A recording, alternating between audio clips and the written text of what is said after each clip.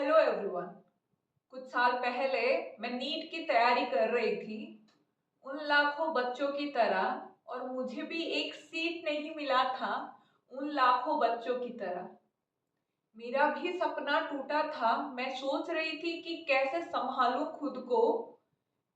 जिनका हो गया था उनके पेरेंट्स बहुत प्राउड फील कर रहे थे। उनको लग रहा था कि मेरे बच्चे ने कर दिखाया। मेरे पेरेंट्स मायूस थे। वो सोच रहे थे कि नहीं हो पाया मेरे बच्चे से, पर वो संभाल लिए। जिनका हो गया था वो अपने सालों साल दे दिए डॉक्टर बनने के लिए, और फाइनली डॉक्टर बन गए। उनमें से एक लड़की थी जिसको हम अभया बोलेंगे, जिसके बारे में आज हम बात करेंगे। वो लड़की नीट क्रैक करके अपना सालों साल पढ़ाई को दे के वो डॉक्टर जब बन गई, 36 आवर तक वो एट ए स्ट्रेच काम करने लगी। ये बहुत नॉर्मल है डॉक्टर लोगों के लिए। वो कभी कभी खाना, काम करते करते खाना ऐसे ही 2-3 बजे रात में खाते हैं। ये इतना टफ बना दिए हैं हमारे इंडिया के डॉक्टर टू पेशेंट रेशियो। इतना टफ प्रोफेशन को हम कितना भी ग्लैमराइज कर दे, वो जो डॉक्टर है वो अपने काम को इतना डेडिकेटेडली करते हैं, वो हम समझ नहीं पाएंगे। वो लड़की रात के 11 बजे अपने माँ से बात की और बोली कि मम्मी मैं ठीक हूँ, मैं बहुत टाइम से सोई नहीं हूँ, पर मैं ठीक हूँ, आप सो जाइए। उसके माता पिता सो गए।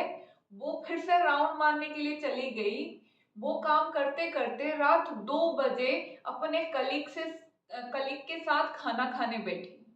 कुछ टाइम बाद वो सोची कि थोड़ा सा कमर को सीधा किया जाए और थोड़ा सा कहीं स्पेस देख के रेस्ट किया जाए।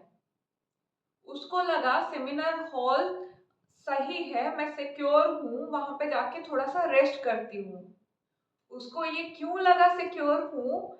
क्योंकि वो 2 साल से उसी जगह पे काम कर रही थी। उसको लग रहा था ये तो हमारा ही हॉस्पिटल है। हम जहाँ पे जॉब करते हैं वहां पे ज्यादा टाइम स्पेंड करते हैं। हम उस ऑफिस के लोगों के साथ इतना टाइम स्पेंड करते हैं जितना हम अपने पेरेंट्स के साथ भी नहीं करते हैं। वो हमारा पहला होम हो जाता है, तो ऑब्वियस है कि उस जगह पे हम सिक्योर फील करें और सेफ फील करें, तभी जाके हम काम कर सकते हैं।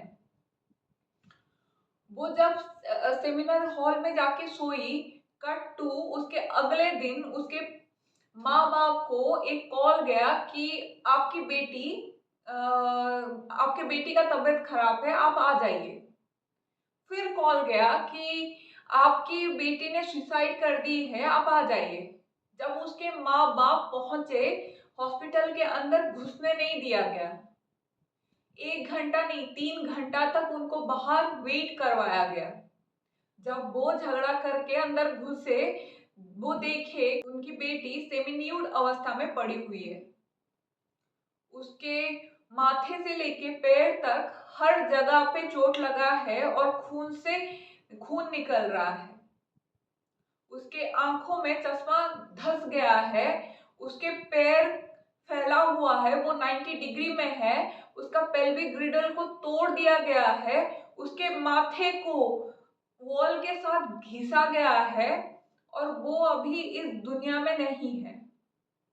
जब पुलिस आया, वो इन्वेस्टिगेशन करते करते उनको एक ईयरबड मिला, ईयरफोन, ब्लूटूथ ईयरफोन मिला उस क्राइम सीन में। और जब वो कुछ लोगों के साथ पूछताछ किया, उस टाइम पे वो उनके फोन्स को कनेक्ट करने लगे उस ईयरफोन के साथ। एक लड़के का कनेक्ट हुआ, उनको वो पूछे तो वो संगे संग मान भी गया।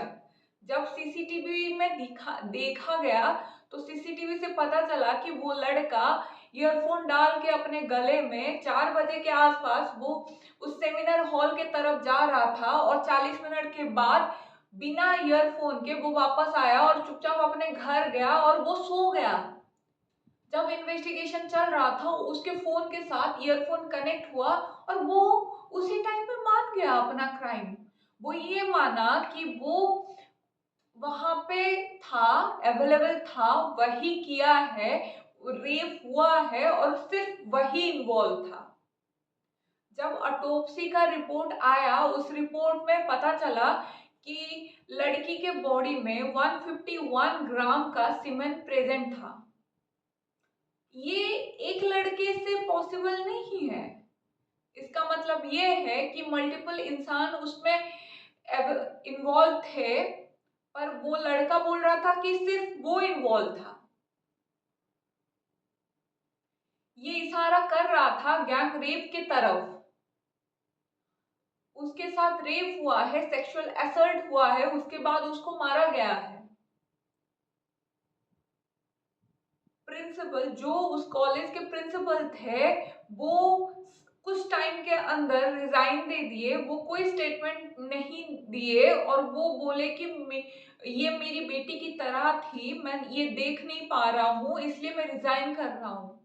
5 घंटे के अंदर अंदर दूसरा एक मेडिकल कॉलेज में उनको प्रिंसिपल की जगह पे इंडक्ट किया गया। इतना जल्दी काम हो गया, उनको दूसरा जॉब भी मिल गया। कितना सिंपल है ना ये।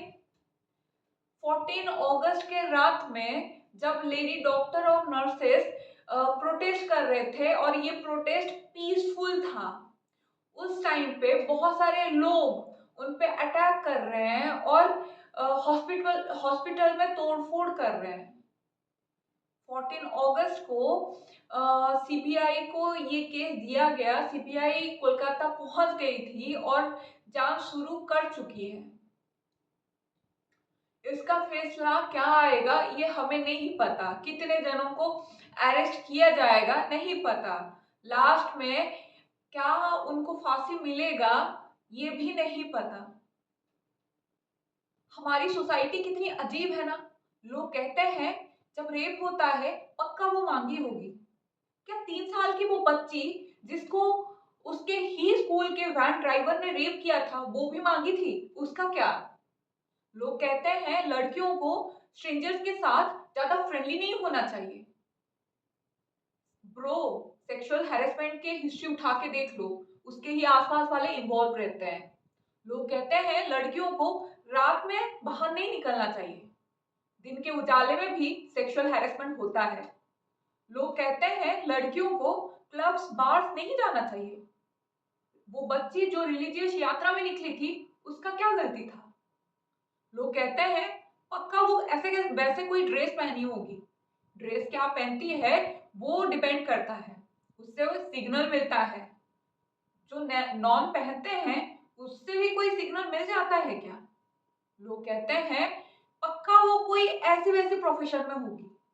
हाँ, ऑब्वियो है ना, डॉक्टर इंजीनियर बनना तो ऐसी वैसी ही होती है ना।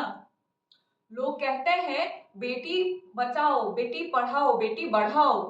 लड़कियां जॉब करेगी, इंजीनियर बनेगी, डॉक्टर बनेगी, और उसके बाद क्या? मैं मानती हूँ 140 करोड़ के लोग हैं यहाँ पे। हमारा देश बहुत बड़ा है। इतने बड़े देश में ऐसा तो हो नहीं सकता ना कि सारे के सारे अच्छे हो। ये प्रैक्टिकल नहीं है। दरिंदे हर जगह पे होते हैं, पर हम इतना गंदा पनिशमेंट तो दे सकते हैं ना कि कोई एक को मिल जाए तो सारे ठीक हो जाए और बोले कि भाई ये गलती नहीं करेंगे, खुद को कंट्रोल करेंगे, क्योंकि इतना गंदा पनिशमेंट हम सह नहीं पाएंगे।